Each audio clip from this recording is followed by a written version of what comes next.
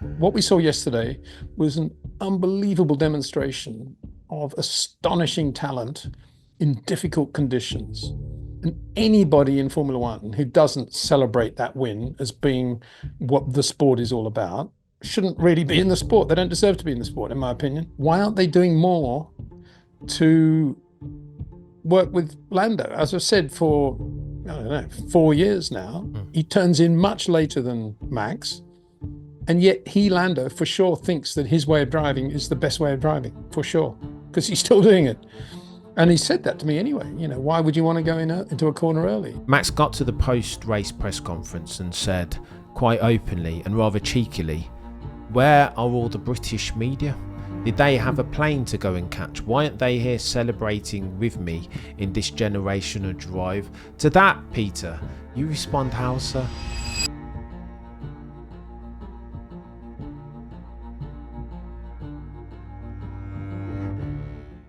Hello and welcome to another episode of the F1 Hour with my friend and yours, the goatiest of F1 minds to have ever goated, the one that they call Peter Windsor. How are you doing, sir? I'm very well, Cameron. Bit knackered after the weekend, I guess, but yeah, lovely Monday morning here in Spain, so can't complain about anything.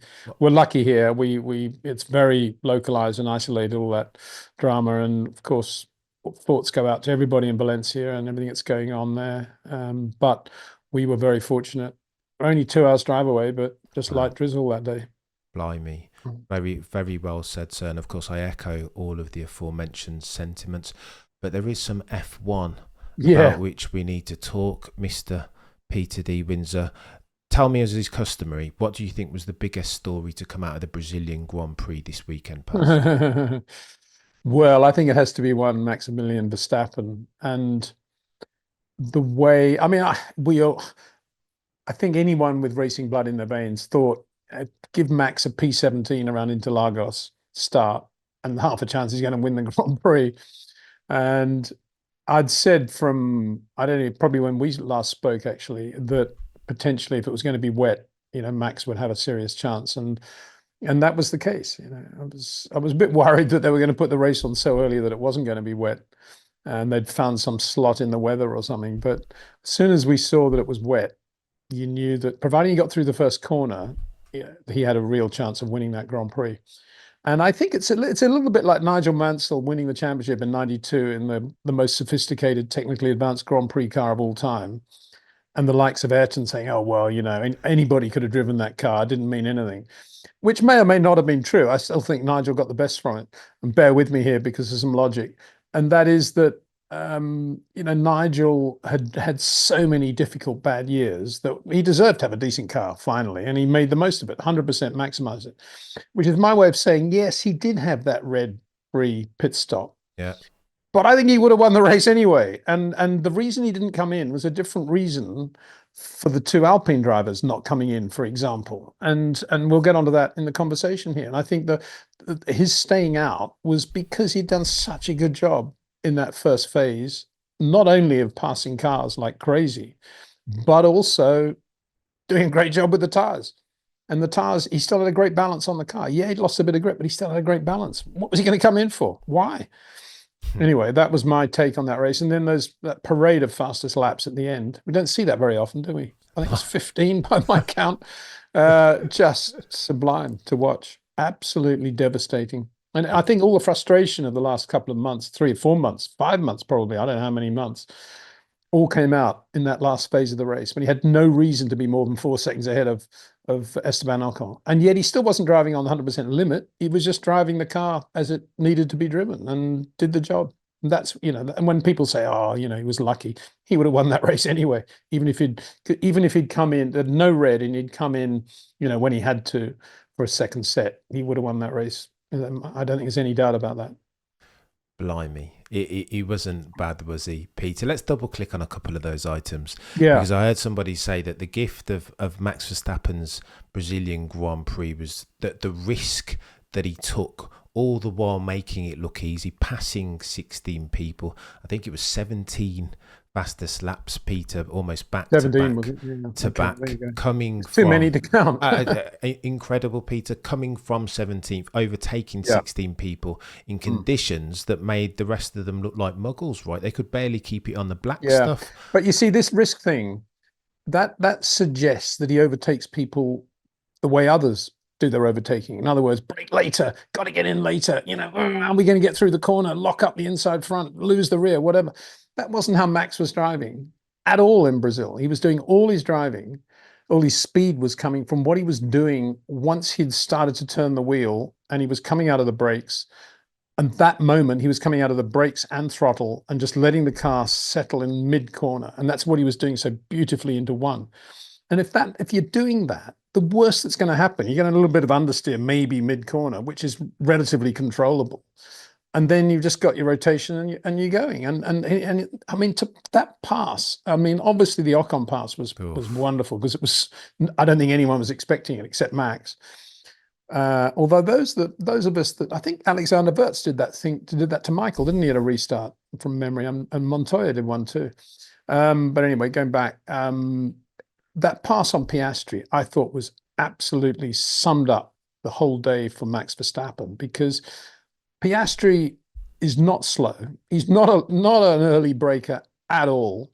And he had every reason, at least, to hold up Max for at least 4 or 5 laps, maybe even take him out. I don't know, but probably not. But I don't think he had any clue that Max was going to go down the inside the way he did. And it wasn't late braking. That's the point. It was just the speed he was carrying in. He was on the brakes, but he was coming out of the brakes as he was going in. And as he got the pass, he just came out of the brakes and throttle, let the car settle. Whoa, and he's just gone. And he was the only guy doing that all day. And that's why I keep saying, his tires were just in perfect shape, because he was never doing anything with load on them, and he was never punishing them on exits at all. And that pass, you're going to have to live a long time to see another driver doing as good a job in traffic as Max did yesterday in Brazil in the wet. I don't disagree, Mr. Windsor. I'm still in awe. I don't understand. I'm glad that I've got you on this morning, because I don't understand how and why he's managed to do that. Right, I heard somebody inside the paddock saying that Red Bull have all of a sudden fixed their car, right. They've fixed the RB20 iteration, and now Max Verstappen has himself a set of wheels, and the guys and girls up and down the paddock were all to a person saying, it's not the car, this is just Max in the wet. There is something about this dude. He's of another planet, isn't he? Peter, his ability. Well, yeah, I don't think I think if the Red Bull had no turn in and was terrible over the bumps to the point where it had aero bouncing, I don't think he would have driven that race yesterday. So you have to give a lot of credit to Red Bull and the work they've done on that car. It's a much better car now, and we saw those steps with the floor in Mexico. Whether he would have won a dry Brazilian Grand Prix, I very much doubt. I think Lando would have won it if it was a dry, normal Grand Prix.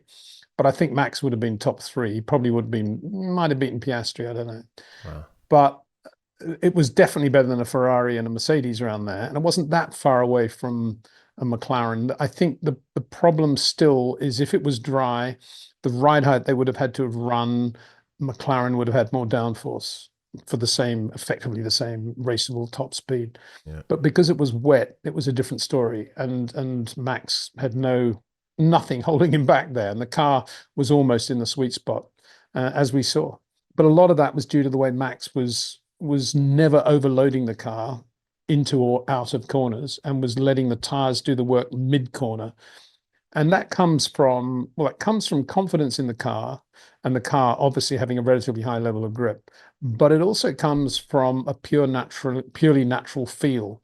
Now, in my opinion, Lewis could have driven that race yesterday in the right car. But because Lewis has spent so long in a bad car, and because the Mercedes was so bad for him, his Mercedes anyway, around there, the way he wanted to drive it, he completely lost confidence and feel, and couldn't drive in any way near the same planet as Max. But I think he alone has the natural talent to have done what Max did, but it's kind of been completely destroyed now by Mercedes, as much as I can see. By the way, what do we all make of that comment? What was the upshot of that thing about, this could be the last appearance in the team and all that? What was that all about? I don't know, Peter. Many Lewis Hamilton fans are saying that Lewis has just checked out, that he's on gardening leave in his own mind, just waiting to get into to pastures anew. Yeah, I get that, and and that's totally understandable. But actually, to say on the radio, this could be my last appearance in the team, what's that mean? I think Basically means in Brazil, but I mean potentially under the framework of it being Brazil. But I think what Lewis is alluding to, if we put aside the saloon semantics for a second, is the fact that I don't think I think he's alluding to sabotage of sorts as far as the car. He thinks that he's not getting the same set of wheels as is George. That George, even though we got the updates this week, that somehow the balance and the tyre pressures and the tyre temps always fall on the favourable side of things, on George's side of the garage, and that as far as Lewis is concerned, he always gets the bad end of the deal, that his tyre temps are never where they should be, that his pressures aren't where they should be, and that the overall setup of the car never or hasn't. All of which is true, but whether or not that's the team's fault or the team's and Lewis's fault is another matter, of course, because in terms of tyre temps and warm-up, if it's working for George Russell, what are the engineers going to say? Oh, this is what we do, George has just done that, do one slow lap, one quick lap, whatever it is. And if it doesn't work for Lewis, then, whose fault is that? That's kind of a weird thing, isn't it? It's so subtle, those things. And it brings me back probably to my overall overriding feel about the Formula One pit lane as it is at the moment, as the engineers run the Formula One pit lane, and that is that they don't differentiate enough between the styles of their drivers, and they don't understand the styles of their drivers, and they don't understand the effect of one driver's inputs compared with the effects of another's. They assume that the driver is a given, and that if they tell them to do this, the other driver is going to do that. It's like telling Lando where to brake going into one. I found that extraordinary that they would do that, because we all know where Lando's going to brake going into one. It's in a straight line, and he's going to have a relatively late turn in, and nothing to it. And to try to suggest anything else was as crass as saying, get a bit closer to Charles Leclerc when he's sitting on his rear wing, Yeah, the communication is a bit, let's say it could do with the instructions. It's not so much communication, Yeah. It's instructions, actually. Although, as I said in my vid, all credit to the McLaren pit wall for once, because they were actually saying to Lando, don't come in, stay out. For sure your tyres are in better shape than George's, which for sure they would have been. Yeah, we didn't fancy it though, did it? You know what? Can we double click on this Lewis thing, Peter? Because a lot of my fans are going to be like, you've got to ask Peter about this. So the chatter is, even if I ask my mum, who's more of a Lewis Hamilton fan than she's an F1 fan, and she'll be looking at the performance of Lewis over the past 12 months, comparing to the Lewis Hamilton that we've seen over the past 10 plus years, and will say something like, there is no way that George can be so roundly out qualifying and outperforming Lewis in the race. There has to be something else going on, meaning therefore that Mercedes are doing something potentially underhanding, whether that's conscious or unconscious bias. Peter, with your experience cap on, have you ever seen anything like that happen? That the one driver is leaving a team, and then all of a sudden the team prioritising and starts giving all the best parts and all the best setups to the driver who will still be a going concern going forward? Is that a thing that can happen? Because I think there's mens rea, but corpus mentis. Is that something you've ever seen a team act on in your time in F1? Well, yeah, I've seen it in the 70s and 80s when teams didn't have enough bits to do two great race cars, two identical race cars. And inevitably you start putting all the best bits on your incumbent driver and the driver you favor or like, or the one that's staying with the team.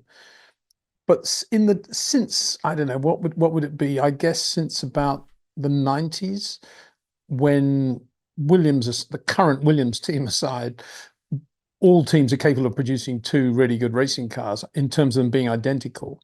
I'm not aware of that ever being the case. I'm aware of certainly of drivers complaining about it, as Nigel did when he obviously was upset with Ferrari in 1990.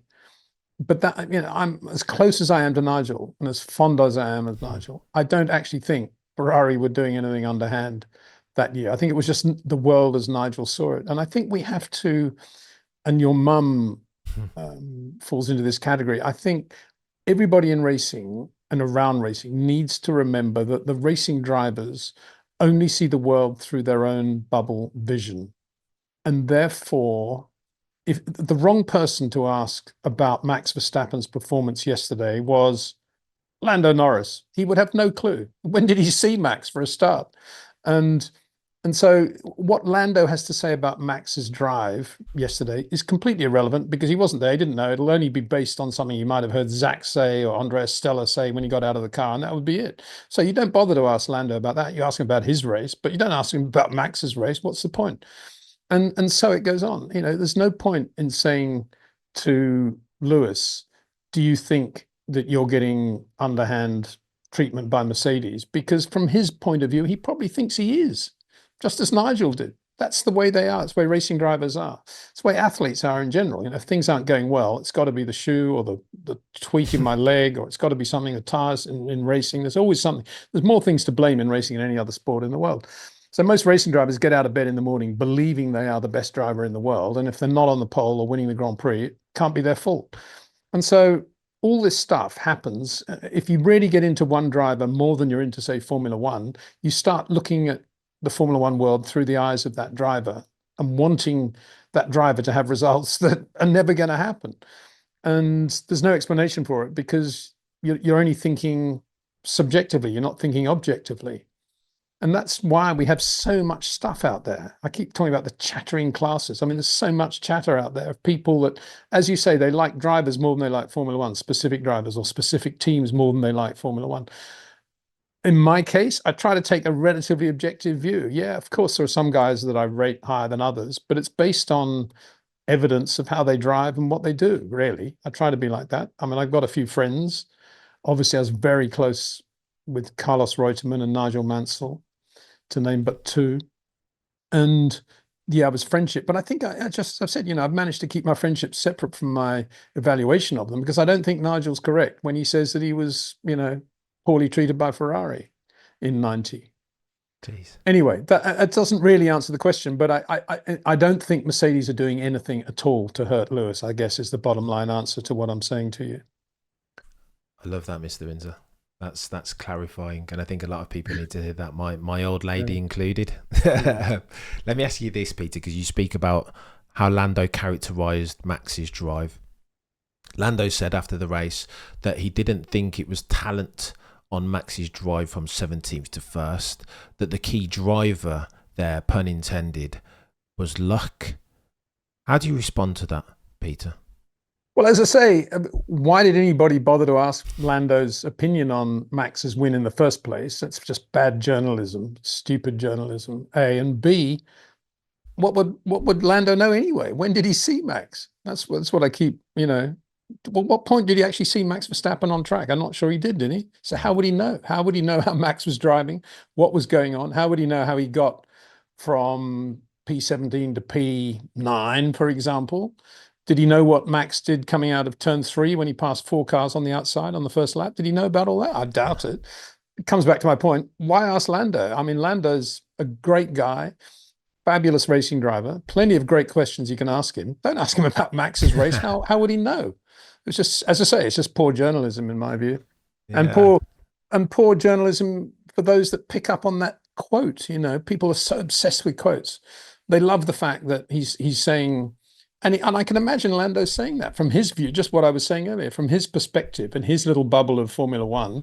He's looking at it. Max started 17, got a lucky break with a free pit stop and won the race. Yeah, it's got to be just luck, isn't it? Luck, and that's all it was. Of course, that's what he's going to say. It's totally predictable.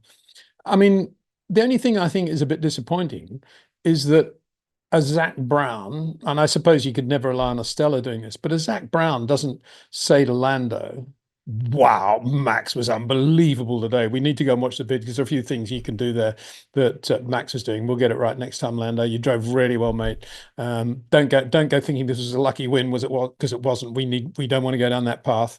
You know, we're all racers here and we're all big boys and we know what we're going to do. And I know you can be world champion. It's going to happen, but we need to learn a few lessons from Max today. That's what I imagine as Zach Brown would say because he's a racer and he kind of understands life, I think. But obviously, nobody was saying that to Lando when he got out of the car. It's what I would have said to him if I was close to him, you know, a bit nearby. It's what I would have said. Why wouldn't you? You know, in the same way that, you know, if Djokovic gets beaten by whoever, Alcaraz, he doesn't moan and complain. He says, "Wow, Alcaraz was unbelievable." I mean, that's Djokovic. Imagine what Federer would do. You know, I don't understand why all this racing stuff has to be so bitter all the time, and they don't think beyond their own little pit box and their own little pit wall area, and take a global view of what happened. What we saw yesterday was an unbelievable demonstration of astonishing talent in difficult conditions. And anybody in Formula One who doesn't celebrate that win as being what the sport is all about shouldn't really be in the sport. They don't deserve to be in the sport, in my opinion. They're too narrow-minded. Wow. Yeah, Peter, go on. Let me ask you about that because I think there are some threads at which we need to pull as far as Lando Norris is concerned. I'd complimented Lando on his countenance and his manner.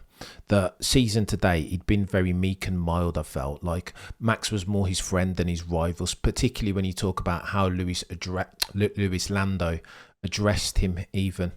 But something, it felt like there'd been a paradigm shift for Lando, and he was saying things like, "I don't even ask me about Max." He was taking your counsel of a couple of episodes ago. Yeah, Peter. he was, but you know, it's misguided because his attitude needs to be against Oscar Piastri, not against Max or Charles Leclerc or Carlos Sainz or whoever it is. It needs to be within the team. That's the problem. That's why he's lost his 34 points. It's not against the opposition. It's McLaren. That's where he needs to be assertive. And maybe his countenance has changed, but he's never going to score a point against Max Verstappen by being more aloof. As I said from day one, you know, what was wrong with the Jimmy Connors philosophy of life, which is the only job I want my secretary to have is to find out where everybody else is staying at any given tournament and make sure I don't stay in any hotel where any of my opponents are staying because I don't want to see their face. I want to get out and kill them and beat them on the court. I like them. They're good blokes. But when it's a tournament, all bets are off. And that's what I'm talking about. And to some extent, he should do that away from the team more than anyone else. But anyway, the damage is done now. And I think Lando is still, well, I don't know. I'm a massive Lando fan. And there's no way in the world would I ever say he was in Max's class in conditions like that. It's a bit like comparing Daniel Ricciardo when he was at Red Bull with Max. You know, you don't say, "Oh, you're better than Max." Stay. What you say to Daniel is, there are a couple of areas where you're actually better than Max. He's better than you in most of them, but you can learn from him, and you can still win Grand Prix. That's what you need to say to people like Lando, and it's true. And you know, just one example. Why is it that George just got into fifth before, as he hit the brakes going into turn one off the line, and Lando stayed in fourth? Same engine. Why? There's a little detail there that tells you something about Lando's possibly too focused on the wrong things. You know, there's George being absolutely perfect with his softness of touch, thinking about the corner, doing what he wants to do. He gets fifth for a millisecond and then he's on the brakes. Just a lovely touch. And that's when he got him. Beautiful. Yeah. So, you know, Lando talking about Max is irrelevant. He needs to work out what happened with George. And interestingly, he was in front of George, wasn't he? And then he lost it again. I don't know what happened after that. After that first tire change. Anyway.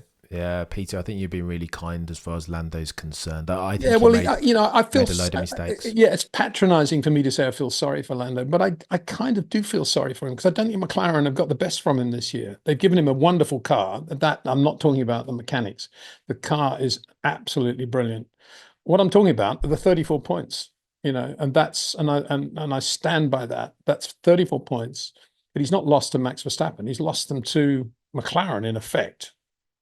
have taken them away from him. And even now, if you had those 34, the gap wouldn't be looking too bad. But now it's, without that, it's kind of over, isn't it? It is absolutely over. It's all sunk cost. Peter, let me double click on the Lando thing for a second, because I think as much as I agree with you on McLaren's multitudinous ineptitude, strategic and operational, I still think that Lando's got to take some responsibility. And as far as Lando's, I mean, in that quote, I hear what you're saying. It's not the best journalism, but for Lando to say that it wasn't talent of Max Verstappen's drive, it was just luck. I'm like, are you? Well, yeah, are you I'd like to see the me? context of that, and I don't want to listen to the interview because it's probably quite boring. But if you said to Lando, what do you think about Max's drive from P17? Is that talent, or is it the car? What is it? What's he going to say?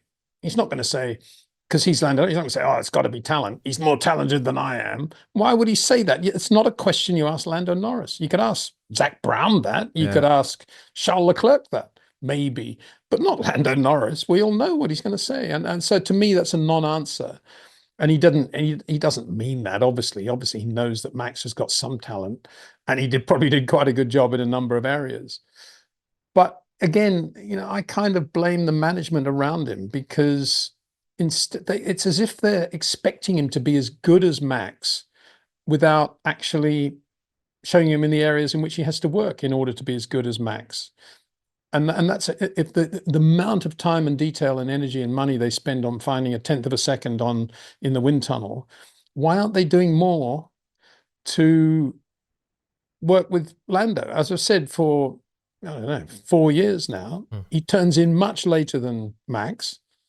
And yet Lando, for sure, thinks that his way of driving is the best way of driving, for sure, because he's still doing it. And he said that to me anyway. Why would you want to go into a corner early? And he doesn't get that at all. So if I was, that's the areas they need to work on. And that's why, he's right on the edge of, in the wet, he's braking as late as he can in a straight line, staying away from the white lines, which means he's not using all the road. And then he's being as progressive as he can be on the throttle. Yeah, he's got great car control and lovely balance when the back end does get away. But the back end shouldn't have been getting away. Not if you drive like Max. And that's the whole point. And he was driving, he was amongst the very best of the rest in terms of the way he was driving, but he wasn't even in Max's class in what he was doing with the car yesterday, regardless of the difference between the cars. And obviously he doesn't realize that.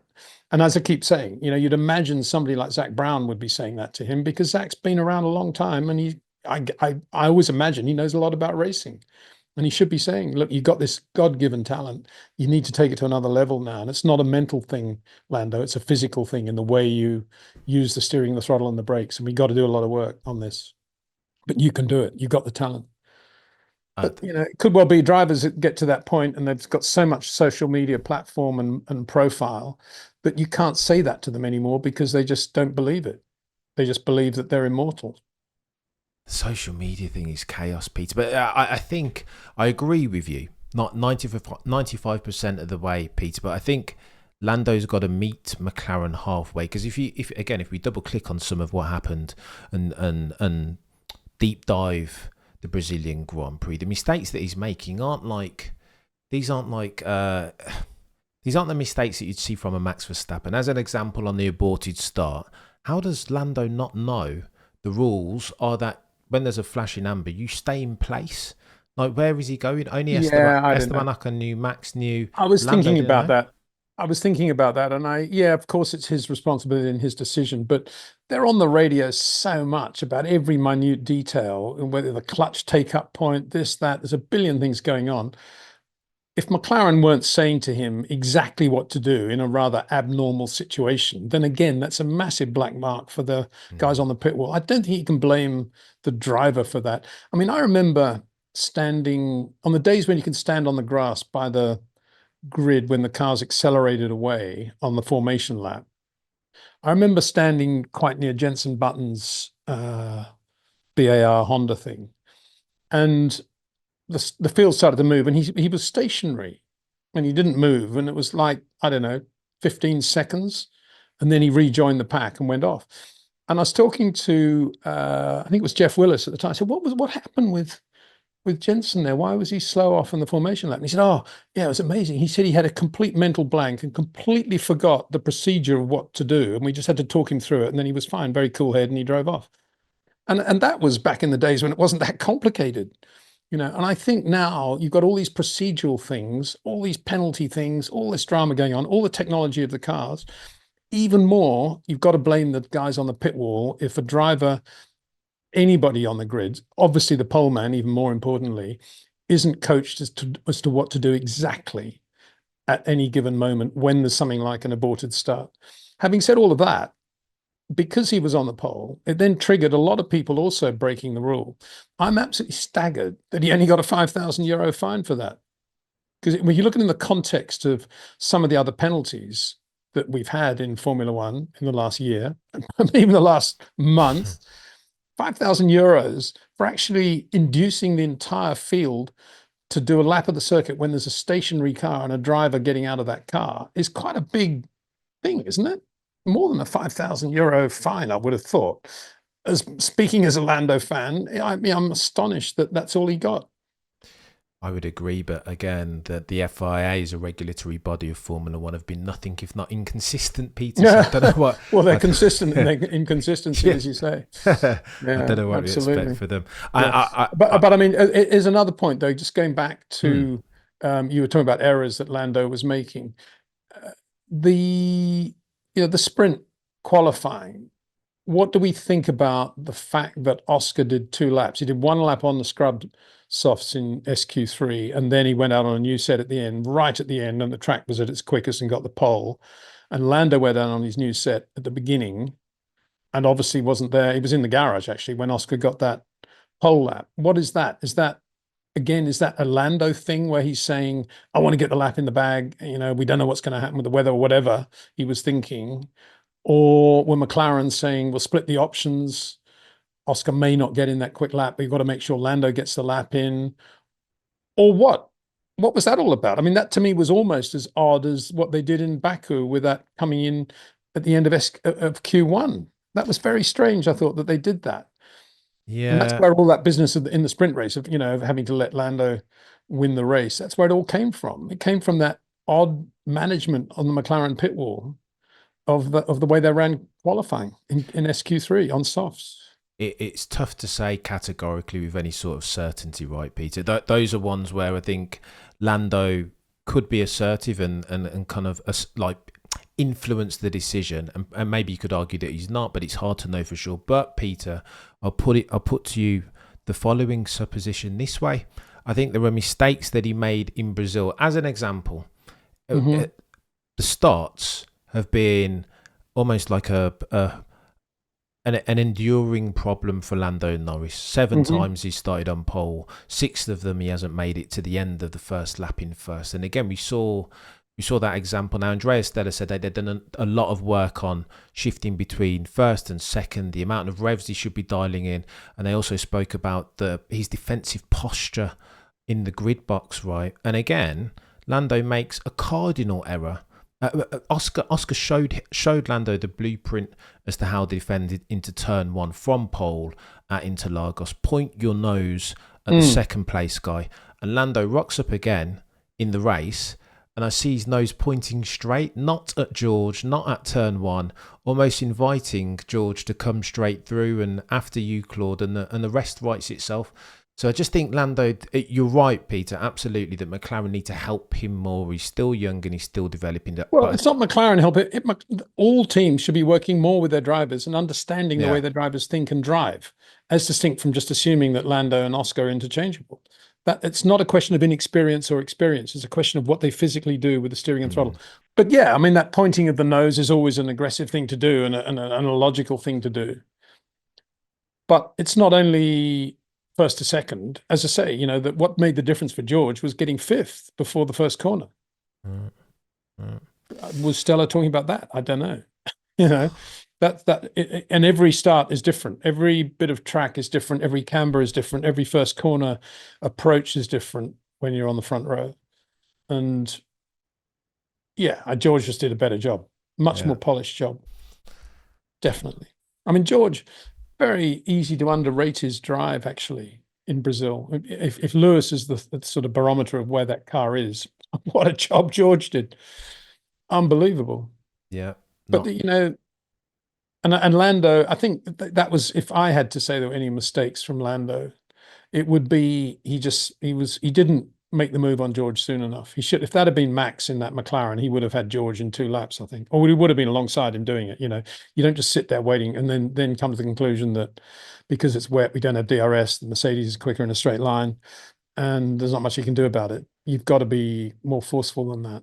I think that was, if I was thinking this morning actually of the difference between James Hunt and Lando Norris, because I think they're very similar in terms of their level of talent and speed and approach to racing and the relative feel for technology and working with the engineers and so forth. But the big difference, of course, James, very assertive personality, Lando isn't. And then beyond that, whenever the pressure was rising in James's career, the quality of his driving got better and better and more error-free. Whereas maybe there are just too many people these days in a Formula One team telling a driver what to do, what not to do. But it doesn't look to be that way with Lando. I mean, if James Hunt had been in Lando's, was doing the BBC commentary yesterday on the Brazilian Grand Prix, I can just hear him saying to Murray Walker after 3 laps, "Oh, come on, Lando, now, leave it 2 more laps. You're never going to get past Mr. Russell. Let's see you now into turn 1. Come on, you can do it. You've got a much better car. Come on, stop messing around." I can just see him saying that, or maybe into turn 4 if that's what you want to do. But get the run. You've got to be in these mirrors. You've got to be moving around. You've got to show who's boss here.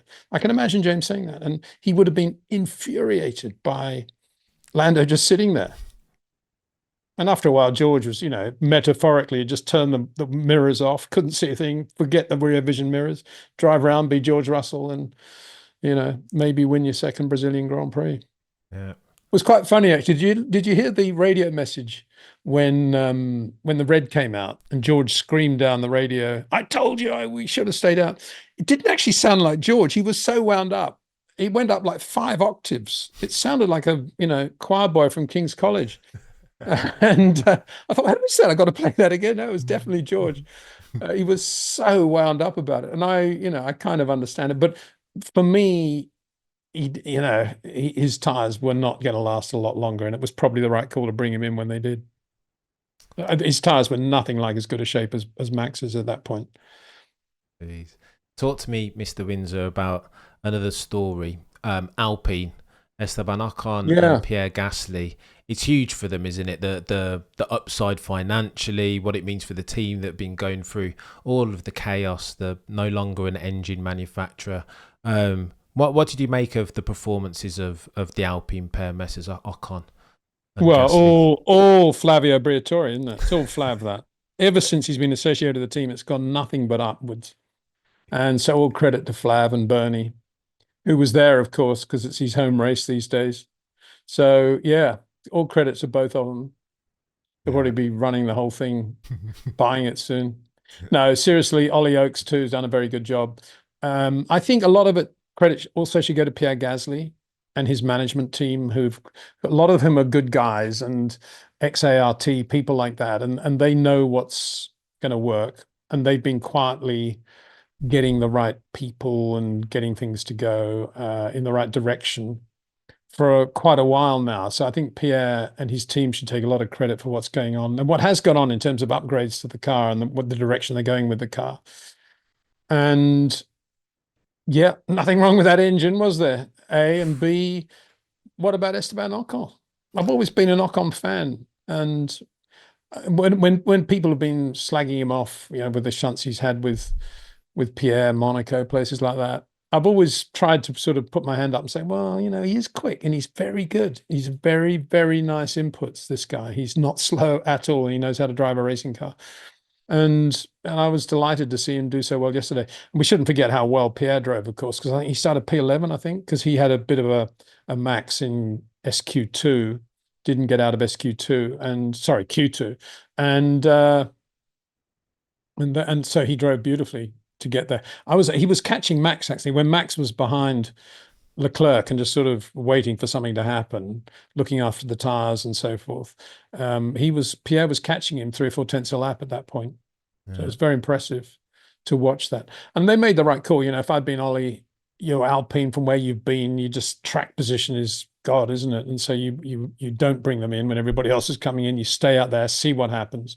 And in their case, the red did fall into their lap, and that's why they were able to beat Mercedes, Ferrari, Piastri, and so forth. But that's a very different situation to the Max one, of course. So all credit to them. Great drive. They did Cars look well. good. Yeah, Yeah. they did well. They do look good all of a sudden. Best water treatment in the rain in Brazil. Peter, you mentioned something in your video about Max. I think you said that Max's success is characterized as a function of all what's going on around him in the background. The rancor and friction between Jos and Christian, all of the chaos going on at Red Bull, the penalties that he's got, the virtual safety car, like everything this weekend has been chaos, and that he managed to dial in and use that almost as a fuel has to speak to who Max Verstappen is. I want to ask you the question. He got to the post race press conference, and he raised the question. It's all in the name of British bias, isn't it? As far as Max and Jos are concerned, that he's been treated poorly by Johnny Herbert as a steward, that he only gets the 2 times 10-second penalty because Johnny Herbert is a steward and he's got an axe to grind against Max Verstappen, is what they say. Max got to the post-race press conference and said quite openly and rather cheekily, "Where are all the British media? Did they have a plane to go and catch? Why aren't they here celebrating with me in this generational drive?" To that, Peter, you respond how, sir? Oh, I think he's absolutely right. Yeah, I don't know where it comes from, but there's this sort of, as Murray used to talk to him, the cognoscenti of the British press. In the old days, it used to be the Elf Motorhome. Now it's, I don't know what, it's probably some Heineken Sky TV area or whatever. And they basically all have the same opinion. Max Verstappen's the villain, and Johnny Herbert's a cool guy, and Lando Norris is a bit wet, and George Russell's a racer, and they all have these things, and they all have these cliches that they just have to go into. They never talk about actual driving ability and style and differences. They never really talk about anything that's real. It's all these little pigeonholed things, and so I'm sure. I mean, I was getting from friends in the UK over the course of the weekend. When Max got that penalty, they're all saying, "Yeah, that'll show the what." I won't use the word that they said, and then begrudgingly, one of them sent me a WhatsApp at the end of the race saying, "I've got to admit, he wasn't bad today," or something like that, and that was about it. But it is true, there is this ridiculous. It was around in my day. Basically, it's nothing new here. Nobody rated Nigel Mansell until even after he won his first Grand Prix. I don't think anybody rated him. They didn't really rate him until about 92, 91, 92. Nobody rated him. The British press didn't rate him at all. And I remember when just to make Max feel as if it's not a national thing, it's just the British press have this thing about, this is what we all think. Max is the villain, Michael's the villain, whatever it is. In the case of Nigel, when he got his first opportunity to race in Formula One, the 1980 Austrian Grand Prix in a third Lotus, which was a really bad car, but nonetheless, it was his first Grand Prix. I remember Autosport, of the week of that news being announced, said, "We hear that Nigel Mansell is going to be racing a third works Lotus in the Austrian Grand Prix in 2 weeks' time. We hope this isn't true because there are many more talented drivers who deserve this opportunity." That was Autosport, the magazine which, years later was celebrating his win at the British Grand Prix and selling millions of copies as a result. Nothing's changed. People just have quite small minds, and they love to sit in groups and decide who it is that they're all going to be hating and not liking. And so, moral of the story is, if everybody's going down the motorway this way, drive the other way, do your own thing and think your own thoughts and treat people on your own terms, because it's actually nothing to do with nationalism. As I've just said, Nigel was a victim of this. It's to do with cliquey journalists who are a bit insecure about what opinion to have, and so they kind of follow the general trend of, "Oh, what do you think? Oh yeah, that's terrible, isn't it? Yeah, and they all go down that route. That's all it is. And Max doesn't need to spend any time thinking about that. But it's not actually a British thing. It's just a cliquey, insecure thing. And on that bombshell, Mr. Windsor, you've been more than generous with your time. Thank you so much, as always, Peter. If you are not subscribed to Mr. Windsor's YouTube channel, I say again, for the avoidance of doubt, what are you doing with your life? You can't call yourself an F1 fan. Go and do it now. Get over to that YouTube channel, hit the subscribe, join the members. Is there a membership yet, Peter? Because I hear no, people I don't want to start asking any of my viewers. It sounds very arrogant, of the very kind viewers, to part with any money. Why would I do that? I'm doing this because I love the sport, and I love what I think the sport is. Let's put it that way. It may sound a bit arrogant, but my own perception of the sport. And and we're not talking about it at all, but I'm just as keyed up as about the Formula One as I am about the Rally of Japan coming up and whether Terry Neville is going to be able to clinch the World Drivers' Championship. I mean, that's a huge, huge thing. I don't remember many of the British press talking about that in Brazil, but anyway, they sort of should have been. The other thing that we didn't talk about was Colapinto. Looked a bit ragged, didn't he? I mean, there's been a lot of talk about Colapinto and Franco and all the stuff. And very sweetly, Carlos Reutemann's closest family and friends gave him, I think, certainly presented him with one of Carlos's helmets on Thursday, I think it was. And I remember thinking, we need to be a little bit careful here because Colapinto's good, but at this level at this stage of his career, he's nothing like as good as Carlos was at his stage of his career. And Carlos was on the pole for his first Grand Prix, don't forget. And so anyway, there's all this stuff about Colapinto, and he's a lovely guy, but he is, and it's very clear, and it was clear from day one, he is one of these, he's a Liam Lawson, drive on the rear, on the white line, oversteery, reflexy driver. Not to the extent of Lawson, but that is his style. And we saw it, didn't we? And we saw a lot of those guys who are not short corner drivers, to put it bluntly, all making quite serious errors in a Grand Prix where if you touch the white line with load, you're off. Carlos Sainz, Liam Lawson, Franco Colapinto. And I got to say, sadly, Alex Albon, it was a curb thing with him, but it was just, it's not the first time we've seen him do one of those overcorrect deals.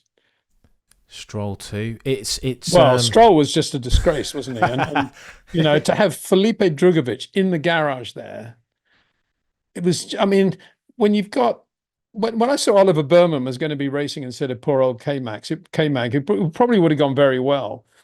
I thought, yes, maybe now Aston Martin will have the brains to put Drugovich in the car to do what but they didn't. And there's Stroll, who's he might as well not have turned up in Brazil at all. Yeah.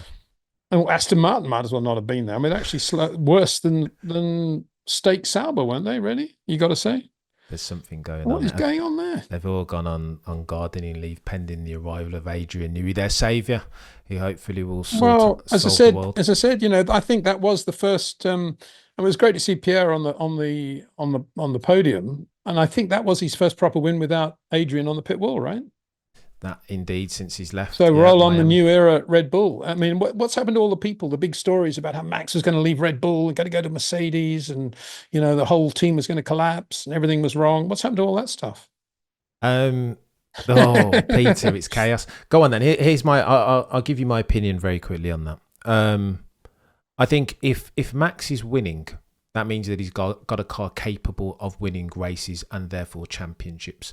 And so whilst that's still happening, all is right in the world that is Red Bull, and Max Verstappen will stay. However, if he loses I hear that, again, how much you want to invest in word on the F1 curb is another conversation altogether. But people say that Max has a clause in his contract that as at race 3 in 2025, if he's not within the top 3 in the driver's standings, then just like the Helmut Marko clause before this, he can null and void his Red Bull contract with immediate effect. Well, that's not quite the same as everybody clattering around a couple of months ago saying Max is going to go, he's going to go to Mercedes. He was seen talking to Toto Wolff, all that rubbish. And, what are they going to do? Judge his future on every race Red Bull do? They're not going to win every race. They're not going to win more than 50% of the races probably on a good year. So from here on in, And nobody knows what the 26 cars are going to be like anyway, as I've been saying all along. And Max is not stupid. He knows that Red Bull is still a very, very good racing team. Thank you very much. Okay, what's better? McLaren, but would he really want to be there with all those guys on the pit wall doing what they're doing? Would he really want to be at Mercedes? Ferrari, forget it. So where else is he going to go? Aston, though, Peter. And Adrian Newey, Dan Fallows, Costa. Yeah, maybe. But for him to leave Red Bull to go to Aston Martin, he's going to be... it'd have to be for 27. And yeah, maybe. I think it all depends, Peter. Max is nothing if not a truther, right? And he's giving them two things, Red Bull as a team, Christian Horner team principle, two things that they need to do. Harmony in the team, keep the people that can build a good car, and then build a good car. If those things go away all of a sudden and Max can't win himself a race, I mean, this is his first win in 10 races, Peter, so I don't think that problem's gone away. I think Max Verstappen won that race more than Red Bull. So I would... Yeah, but, who's been beating him? McLaren. And he's still been getting thirds and seconds. And, he's had a couple of bad races. But I don't know. To me, all that's... I mean, 3 months ago, he was about to leave Red Bull and go and drive for Mercedes next year, let's face it. So, that's all I'm saying. It's all nonsense. It comes under the heading of all that other stuff we're talking about, Bad stories, negative stories always generate more publicity than good ones. That's why people love that quote from Lando Norris. Yeah, it's the human. Nobody's out there saying unbelievable win by Lando in the sprint race anymore, are they? No, an even unbelievable win by Not Max. That it was unbelievable. Well, it was in a way.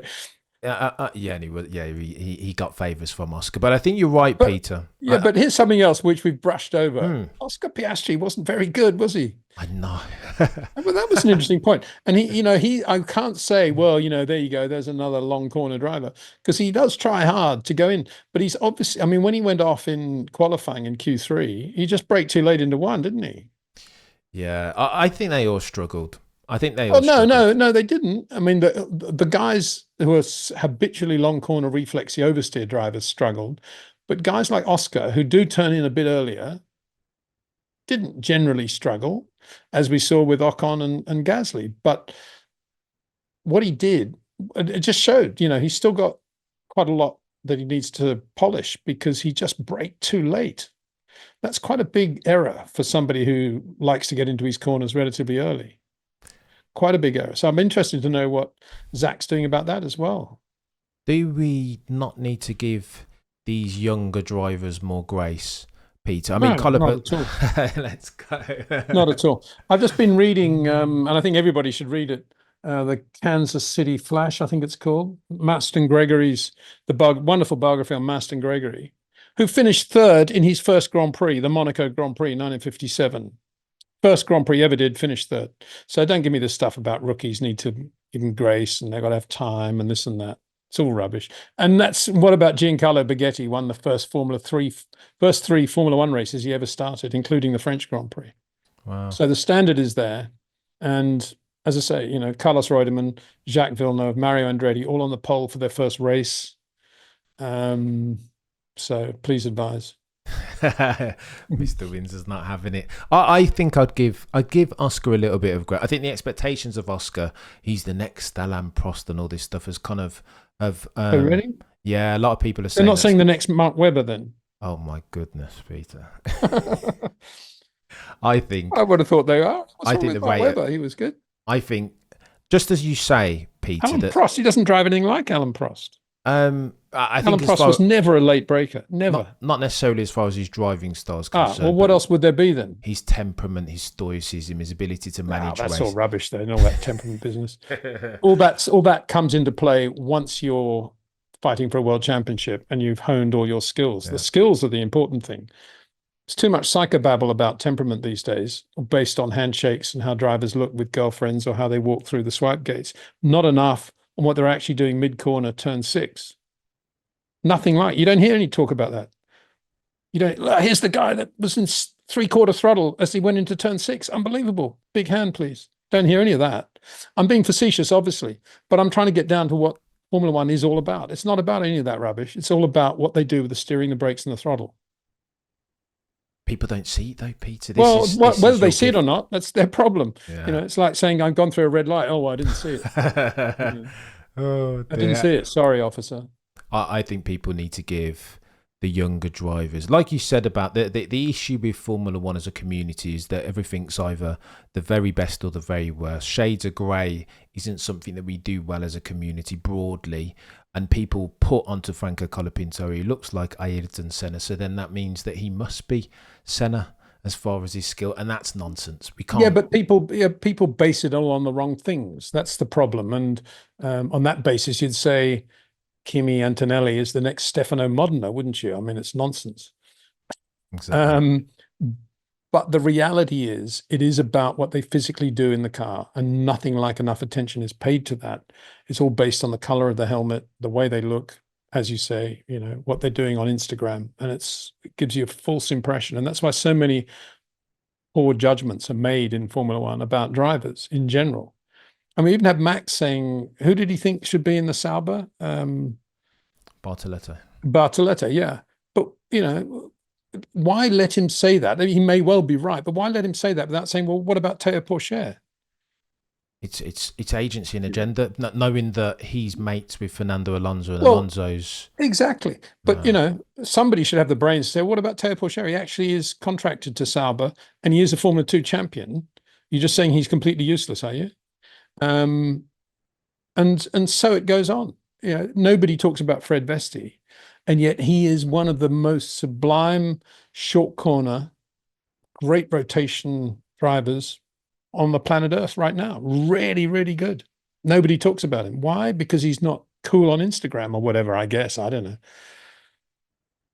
That has to matter for something though, Peter. Let me push back on you finally on this. In a cost cap era, the fact that Carlos Slim has said that he's willing to lift and drop all of his sponsorship, give Franco Colapinto the same deal potentially, that has to matter for something, right? And Franco Colapinto is very charismatic by all accounts, and he interviews really well, knows how to work a room. So if your decision going forward next year as far as Red Bull's concerned, and you're Christian Horner, you've got to at least, this isn't me saying that you jettison Checo Perez because of that, but ultimately you've got to factor it in, right? It has to be part of your decision-making process, all of Colapinto. I've always said Perez's greatest quality is that he's managed to generate $40 million out of the Mexican market. It's not his money, but it's money that is generated because he's Checo Perez and has had the career that he's had. And that shouldn't be taken lightly, or credit to him.